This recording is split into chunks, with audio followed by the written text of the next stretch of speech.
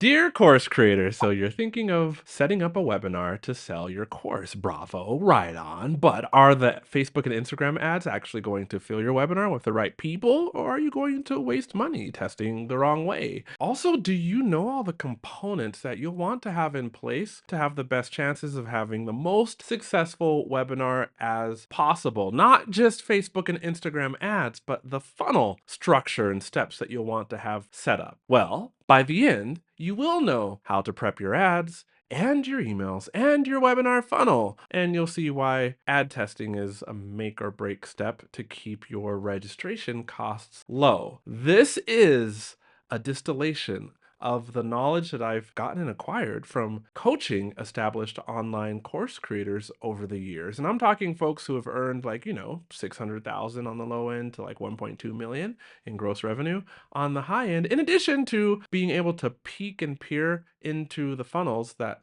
make businesses run. As a Facebook and Instagram ad manager, I'm going to compress that into this short little episode. So here we go. There's 5 parts, part 1, part 2, all the way to part 5. Oh, I guess that made sense, right? And first, we're going to look at the very beginning of the webinar funnel. Woohoo! How long before your webinar should you turn on Facebook and Instagram ads? And the answer is 2 weeks minimum, maybe 3 weeks. Okay.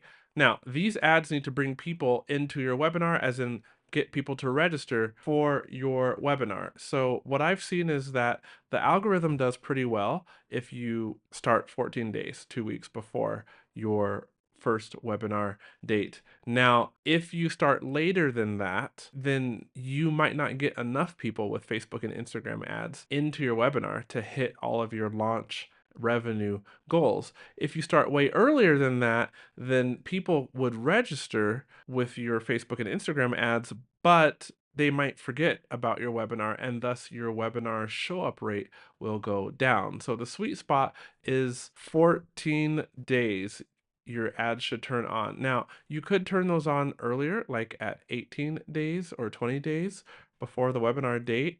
Especially consider doing so if you have a smaller online presence, and thus your warm audiences are smaller, and thus thus the meta algorithm has to do more learning for your business. And what I mean is, like, your Instagram followers, your Facebook followers are fewer, maybe people who visit your website is lower, and you have a smaller email list. Then consider turning on ads a little earlier, because remember, Facebook and Instagram ads is like a two-person dance. Like, I live here in Mexico, so I'm thinking of that Latin dance. I am taking bachata lessons. I should be better than I am right now, honestly. It's so funny. I forced my wife to dance bachata with me in the living room, and she's like, "QUAY.jo, you should be better than you are right now." But you are the lead, and the algorithm is the follow.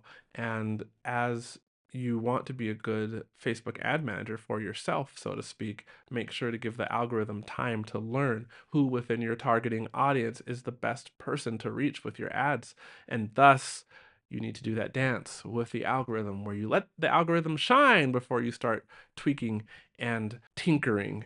And by the way, if you don't know how to tweak, tinker, and test your ads, then I'm going to talk to you about the ad testing cheat code, which is the exact way that I test Facebook and Instagram ads inside of client accounts so that I can get the best results possible for them getting high quality leads at the lowest cost possible. That course, which your business needs for you to have and follow and use, is linked up in the description below. We'll get back to the episode in a moment, but YouTube tells me that, well, not you, but just like 72% of the other folks that are watching this YouTube channel, this video right now, are not subscribed. And maybe if you're one of them, could you just take a moment and subscribe right down there? It's that little subscribe button.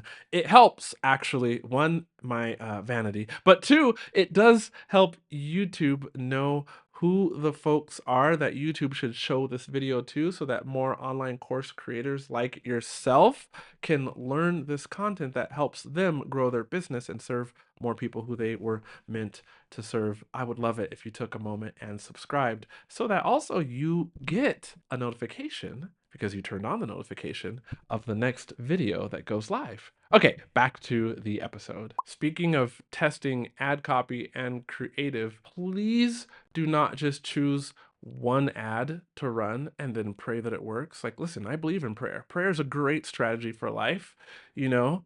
It's not a good strategy for Facebook and Instagram ads. You want to get ready with, say, 3 pieces of ad copy and, like, say, 5 pieces of ad creative. That way you can test all the combinations of those and come out with the best performing combo, if you will, of ad copy and ad creative. Now, how do you choose topics for your ad copy? Just think of the frustrations that stem from the problem that your webinar and or course will solve. You could speak to each of those frustrations in your ad copy. State the frustration, elaborate on the frustration a little bit in your ad copy in a non-triggering way, and then what is the solution? Your webinar. And what is the ideal outcome of somebody attending your webinar? Put that into an ad in those same exact order, and you have yourself a decent ad. Do that for 3 different frustrations, and you got 3 different ad copy. And then, of course, you can create some graphics that go along with your registration ads. You can even record some video. Bonus points if you already have organic video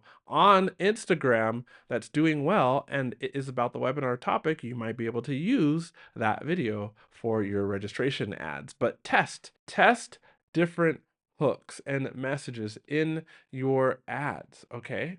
That is why I created the ad testing cheat code, because doing this so that your cost per lead is lowered doesn't come naturally. Well, it does for me because I do it for all my clients. So now it can for you. Again, if you head to the description below and get the course. So, but if you're going to spend the time and money to run Facebook and Instagram ads, you'll want to make sure that those new registrants for your webinar, that you have the best chance of possible at getting them to show up, okay? So first of all, please always, of course, make sure that your Meta Pixel is installed on your website and is installed on your opt-in page. That's how Meta learns about the kind of people that could do business with you. So if you don't have the Pixel set up, even if you're not about to run ads within the next year, still set up the Pixel, because you have an online business and eventually you'll run ads and your ads will work better if Meta knows more about your business.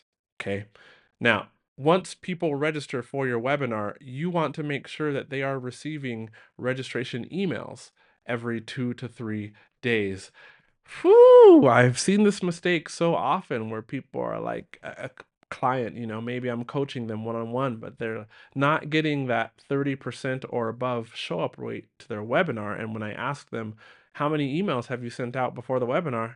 They're like, not enough. And I'm like, no, not enough. And so people are signing up. If you're running Facebook and Instagram ads, you're paying for leads and they forget about you. And thus not enough people show up to your webinar and you don't get to work and help enough people.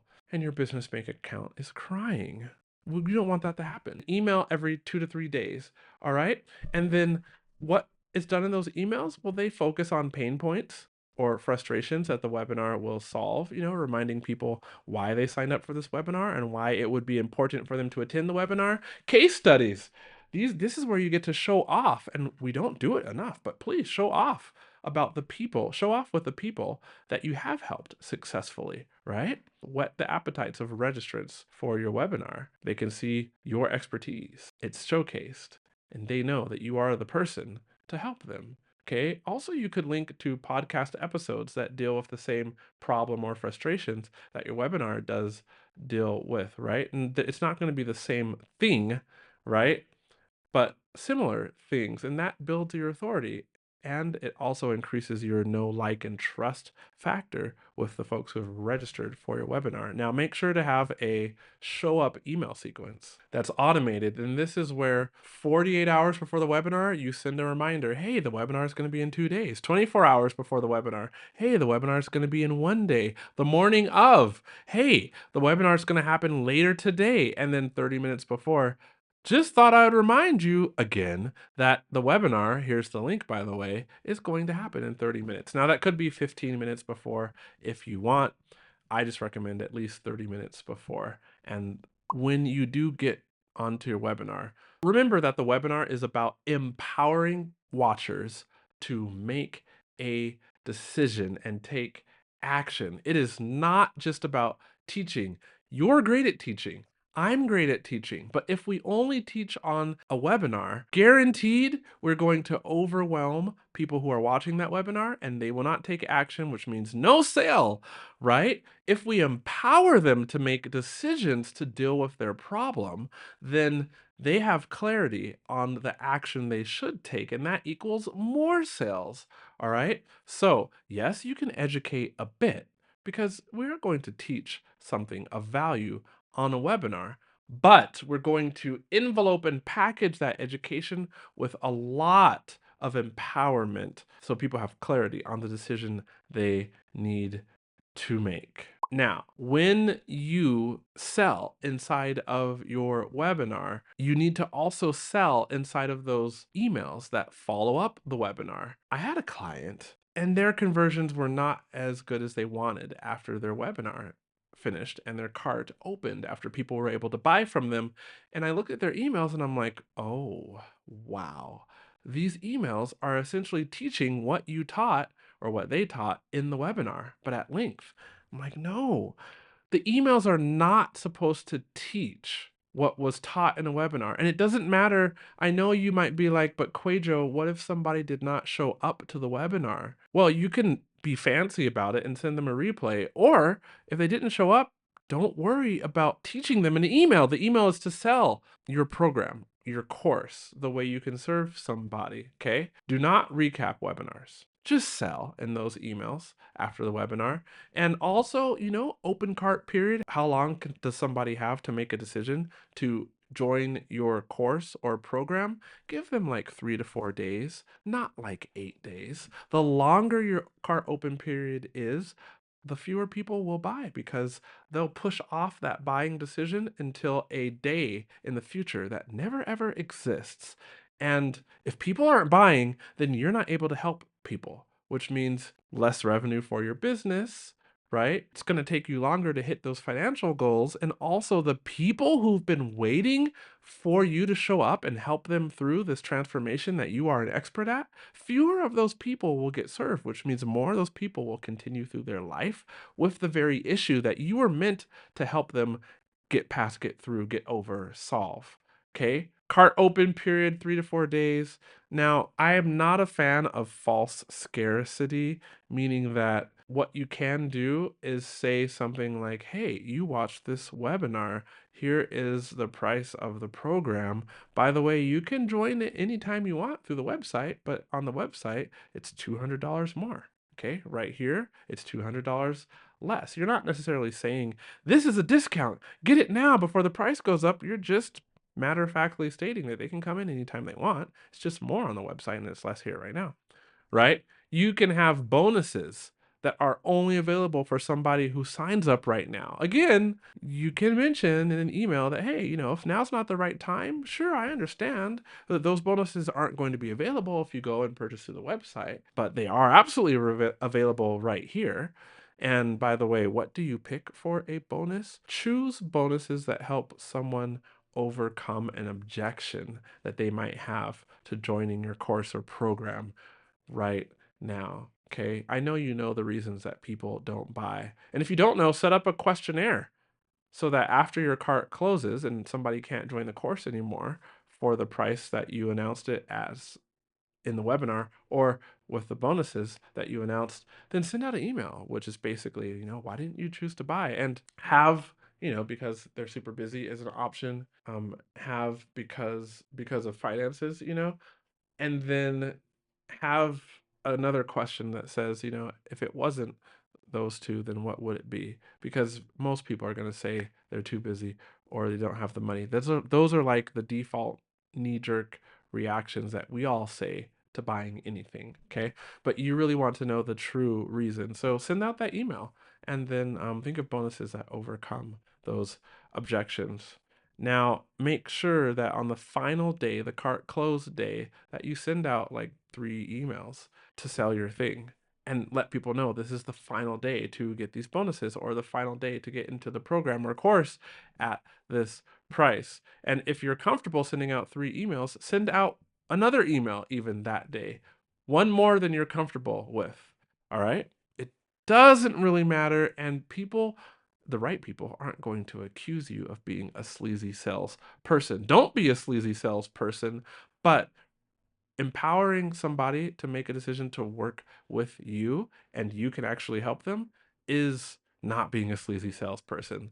This concept that we have of a sleazy salesperson is someone who tries to convince us to get something we do not want to get. But that's not you. You know that somebody needs your help because you aligned the topic of the webinar with a topic that you help people out with in your program or course. Therefore, just by them being at the webinar, they're saying they have this issue. So sell to them. They need to know that you can help them. Don't be weak sauce about it. Be strong, be firm. Think of a doctor. If you went to a doctor with an issue and they diagnosed a sickness, they would be very clear with you. If you should solve this now, you should get this surgery now, you should take this medication now. And if you were like, I just don't want to, or I just don't feel like I should, they'd be like, look, here is the very real ramification of not dealing with this illness. 2 months, it could be like this. It could develop into something further. Nip this thing in the bud and take the antibiotics. But I don't want to lower my immune system with antibiotics because I believe this, this, and this. And the doctor would be like, well, that's actually true. But guess what? Science. Take the antibiotics. And then after you finish the 7-day dose, you can take some probiotics to build up the good bacteria in your gut again. Okay? Like, think like a doctor. Diagnose, give them the urgency. The real urgency is, and here's why they want to deal with the problem, and then explain to them, if you deal with it now, it's actually cheaper than dealing with it later. And here's all the benefits, by the way, that you're going to experience once this issue is solved. Make sure that in addition to those sales emails, you do have Facebook and Instagram ads running, targeting people who registered for your webinar, but also targeting your email list and sending them to the sales page. Now, you might think, QUAY.jo, why would I spend money targeting my email list? Well, did you know that like 1% average, give or take a 0.3 percentage of the folks on your email list will actually ever register for a webinar and buy a product from you? So then you need to make sure that in addition to the organic reach or registrations that you're getting, that you also target your email list. Those are some of the warmest people in your business ecosphere. You need to target them with ads, not only to register for your webinar, but also letting them know, hey, this thing that I'm great at, that I sell that can really help you, it's for sale right now. Do that. If you want to have a webinar replay that you market to your list, go ahead and have that. Yes, you can run Facebook and Instagram ads on a low budget to that replay page. Make sure that you are clear on the replay page that there is a time limit to watch this replay, i.e., you need to take down that replay when the cart closes, as in when people can no longer get those bonuses, or when the price goes up, or when the course is actually closed and people can't join it, or when the program starts. Maybe it's like a 7-week coaching program, group coaching program. Take down the replay. Do not just leave the replay up forever and forever and forever, because people can watch for forever, forever, and forever from now and they won't make a decision. So put a timer on that page, say the replay page is coming down, and also put a buy button right under that replay video and watch that playlist right over there, because it has tips and tricks and strategies for you to successfully run your Facebook and Instagram ads.